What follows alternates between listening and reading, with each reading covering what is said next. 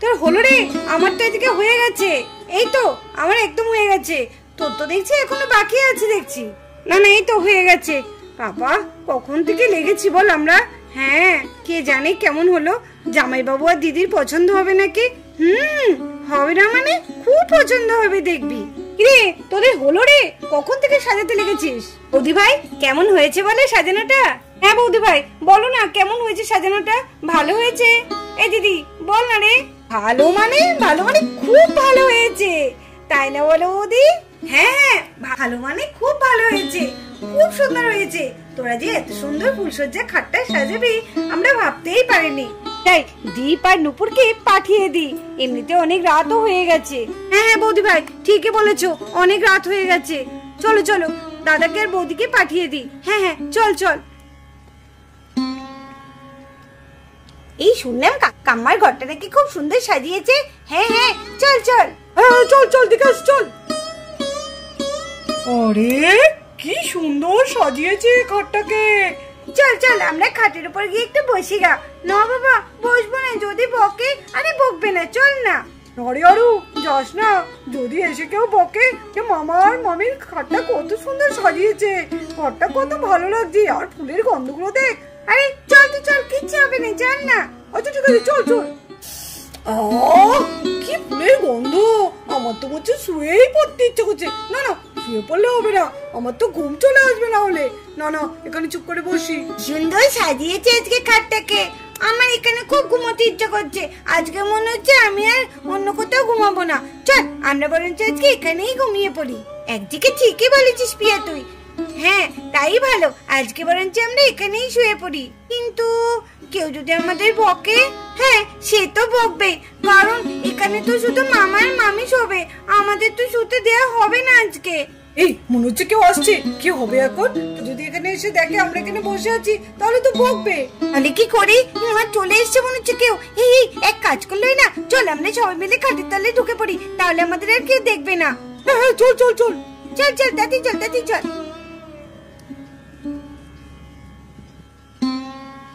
এই যা, সবাই তো ঢুকে বললো। আরে দাঁড়া, আমিও ঢুকি। রে, মনে হচ্ছে চলে এসছে।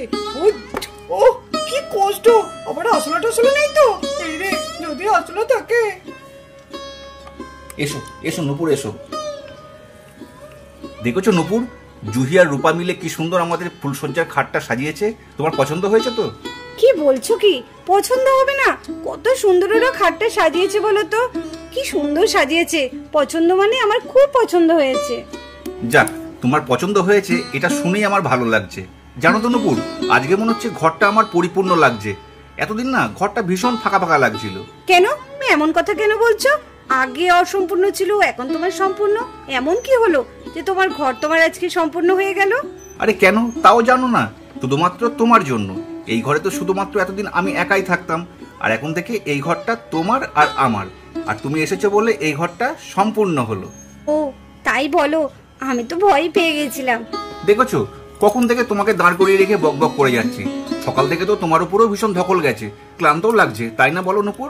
সে তো একটু হয়েছে, শরীরটা বড্ড ক্লান্ত লাগছে, শুয়ে পড়লে হয় না? আরে তুমি অত দূরে আছো কেন? একটু কাছে এসো না। এই তো, আমি তো কাছে আছি, আর কত কাছে আসবো? হ্যাঁ, এইবার ঠিক হয়েছে। নূপুর, তুমি আমাকে কথা দাও। কি ময়সা, কি হলো? মনে হচ্ছে কেউ যেন কথা বললো। কথা কে বলবে? এই ঘরে তুমি আর আমি ছাড়া তো আর তো কেউ নেই। না না, মনে হলো কেউ একজন কথা বললো। তুমি একটু ভালো করে দেখো না, নিশ্চয়ই এই ঘরে কেউ আছে। না না, বাদ দাও তো সব কথা। এখন আমি তোমাকে যেটা বলছি সেটা মন দিয়ে শোনো। এই যে তুমি আমার হাতটা ধরে আছো, সারা জীবন এইভাবে হাতটা ধরে থাকবে তো? কি মজা! ওই তো আবার মনে হচ্ছে এই ঘরে আমার কেউ আছে। আরে না গো না, আজকের দিনে এই ঘরে আবার কে আসবে? তুমি আর আমি ছাড়া তো কেউ নেই। মনে হচ্ছে তুমি নিশ্চয়ই কোনো ভয় পাচ্ছ, টেনশন হচ্ছে, তাই না? না না, টেনশন হচ্ছে না, তুমি আমার কথা বিশ্বাস করছো না। তুমি এইসব আর চিন্তা করো না তো। আজকের রাতটা কত গুরুত্বপূর্ণ বলো তো? আমাদের সবারই জীবনে এই রাতটা একবারই আসে, তাই এই রাতটাকে যেমন তেমন করে আমরা নষ্ট করতে পারি না। কই, আমি তোমাকে যেটা জিজ্ঞাসা করলাম সেটা তো বললে না। কি কি জিজ্ঞেস করলে? এইভাবেই সারা জীবন আমার হাতটা ধরে রাখবে তো? আরে হ্যাঁ গো হ্যাঁ, ঠিক এইরকম ভাবেই আমি সারা জীবন তোমার বুকে মাথা রেখে তোমাকে ভালোবেসে যাব। আমার পাগলি বউ একটা। নূপুর, এ মা, ছি ছি ছি ছি ছি ছি ছি। আরে দিদি ভাই। বৌদি ভাই তুমি? রে দিদি ভাই কি ভাববে? হ্যাঁ বৌদি বলো, কি বলবে বলো। আরে দরজাটা দিতে হয়, দরজাটা না দিয়ে তোমরা সত্যি। না না আমি কিন্তু কিছু দেখিনি ভাই, এই বলে দিলাম। আরে দিদি ভাই তুমি যে ভাবছো তা না গো, বিশেষ করো। হ্যাঁ বৌদি মানে মানে মানে মানে তুমি যেটা ভাবছো সেটা কিছু নয় বৌদি। ঠিক আছে বাবা ঠিক আছে, আর তোমাদের অত বলতে হবে না।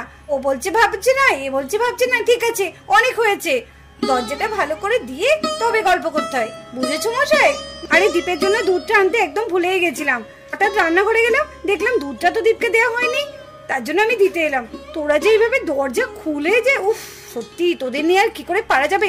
ঠিক আছে এই দুধটা দিয়ে যাচ্ছি, নূপুর দীপকে খাইয়ে দিস, তারপরে তোরা দরজা বন্ধ করে ভালো করে গল্প কর, ঠিক আছে?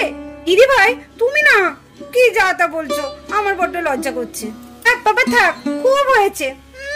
মেয়ের আমার লজ্জা করছে। নাও এবার ডেপাডেপিতে দুজনে মিলে গল্প করো। যাই আমি। হ্যাঁ আরেকটা কথা, ভালো করে দরজাটা কিন্তু বন্ধ করো, নাহলে কিন্তু আবার কেউ ঢুকে পড়তে পারে। দিদি ভাই তুমি না সত্যি যাতে একটা। হ্যাঁ আমি এইরকমই, ঠিক আছে আমি আসছি। এই দেখ বড় মামি তো বলে গেল সারা রাত্রি গল্প করতে, তাহলে কি সারা রাত্রি গল্প করবে? হ্যাঁ মা তো তাই বলে গেল। কি হবে, কাম্মা আর কাকাই তো দুজনে মিলে গল্প করেই যাচ্ছে, আমাদের তো খুব ঘুম পাচ্ছে। ওর ঘুম আসবে কি, আমাকে তো মশা কামড়ে শেষ করে ফেলছে। এই এখান থেকে বেরো শিগগিরই। দাঁড়া বেরোলে হবে, কাম্মা আর কাকাই ঘুমাক তারপরে তো। উহ কি মশা! দেখেছো দিদি ভাই কি সব ভাবলো, আমার বড্ড লজ্জা করছে। কাল সকালে আমি দিদি ভাইয়ের কাছে কিভাবে যে মুখ দেখাবো সেটাই আমি এখন ভাবতে পারছি না। আরে তুমি যেটা ভাবছো সেরকম নয়, আর তুমি জানো তো বৌদি এরকম একটু ইয়ার্কিই করে, আজকের দিনে এরকম একটু হয়েই থাকে, এর জন্য বৌদি ভাই কিছু মনেও করবে না। তুমি অযথা তুমি লজ্জা পাচ্ছ। ওহ আমার বড্ড ঘুম পাচ্ছে গো। হ্যাঁ তুমি ঠিকই বলেছো, অনেক রাত হয়ে গেল, চলো এবার গিয়ে শুয়ে পড়ি। কি মশা বাবরে! হ্যাঁ কে কথা বললো? মনে হচ্ছে কেউ কথা বললো, মনে হচ্ছে ঘরের মধ্যে থেকে আওয়াজটা আসছে। আমি তোমাকে বলেছিলাম না কেউ হয়তো আছে, যে কেউ আছে, নাহলে এরকম কথা বলছে আমি অনেকবার শুনেছি। ঠিক বলেছো নূপুর, মনে হচ্ছে কেউ না কেউ আছে। দাঁড়াও আমি দেখছি।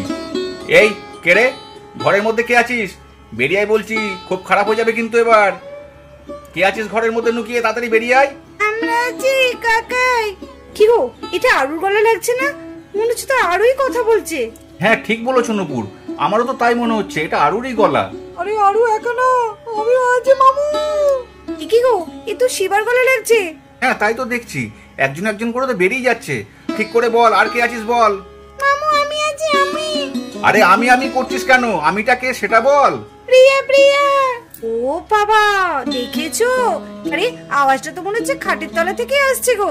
নিশ্চয়ই বেড়ালে খাটের নিচেই বসে আছে। দেখেছো কাণ্ড, হাড়ি পেতে আমাদের সব কথা শুনছিল গো। হ্যাঁ তাই তো দেখছি, দাঁড়াও ওদের ব্যবস্থা আমি করছি। এই বেরো বেরো, এই খাটের তলা থেকে বেরো শিগগিরই, তাই বেরো। ও মজা কামড়ে দাও, আমাকে মোটা করে দিয়েছে।